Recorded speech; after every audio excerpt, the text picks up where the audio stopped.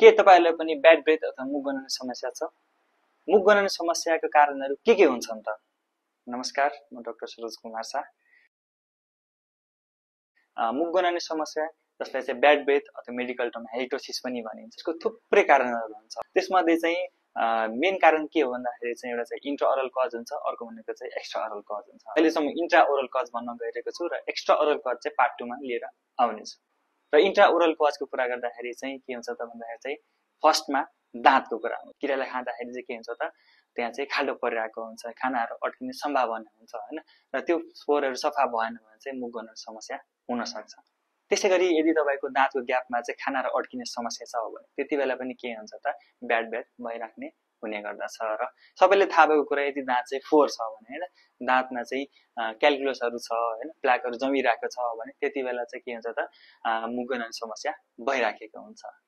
त्यसैगरी यदि तपाईको गिजामा इन्फेक्सन छ, गिजामा केही समस्या छ, जिन्जिभाइटिस छ, पेरिडोन्टाइटिस छ हैन, गिजाबाट रगत आउने समस्या भइराखेको छ भने चाहिँ त्यतिबेला पनि के हुन्छ त मुख गनाउने समस्या भइराखेको हुन्छ।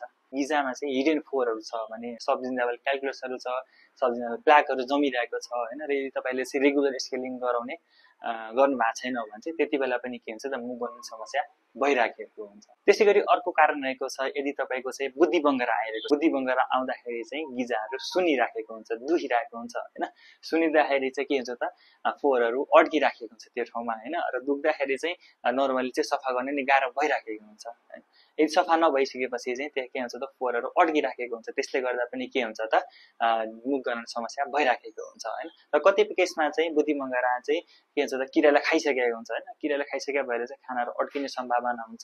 खानाहरु अड्किसकेपछि चाहिँ पछाडीको भागमा चाहिँ सफा नहुने हुँदाखेरि चाहिँ त्यतिबेला पनि के हुन्छ त मुख गनाउने समस्या भइराखेको हुन्छ। अर्को कारण रहेको चाहिँ तपाई चाहिँ रक्सी, चुरोट, खैनीहरु खाने गर्नु भएको छ हैन, त्यतिबेला पनि के हुन्छ त टेम्परेरी के हुन्छ त मुख गनाउने समस्या भइराखेको हुन्छ। त्यसैगरी यदि तपाईले चाहिँ गार्लिक हालेको खानेकुराहरु खाने गर्नु भएको छ भने चाहिँ टेम्परेरीली मुख चाहिँ गनाउने समस्या भइराखेको हुन्छ।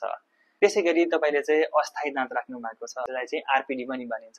आरपीडी राख्दाखेरि त्यसले झिकेर सफा गर्नुपर्ने हुन्छ हैन, र यदि तपाईले सफा गर्नु भएको छैन भने चाहिँ के हुन्छ त मुख गनाउने समस्या भइराखेको हुन्छ।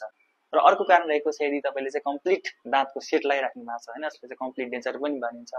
अब यसलाई चाहिँ सफा गर्ने गर्नु भएको छैन भने चाहिँ यसमा चाहिँ फोहोरहरु अड्किराखेको हुन्छ। यदि तपाईले चाहिँ ब्रश गर्दाखेरि जिब्रो सफा गर्ने गर्नु भएको छैन भने चाहिँ टङमा के हुन्छ त कोटिङ बसिरहेको हुन्छ हैन, कोटिङले चाहिँ के हुन्छ त ब्याड ब्रेथ गराइरहेको हुन्छ।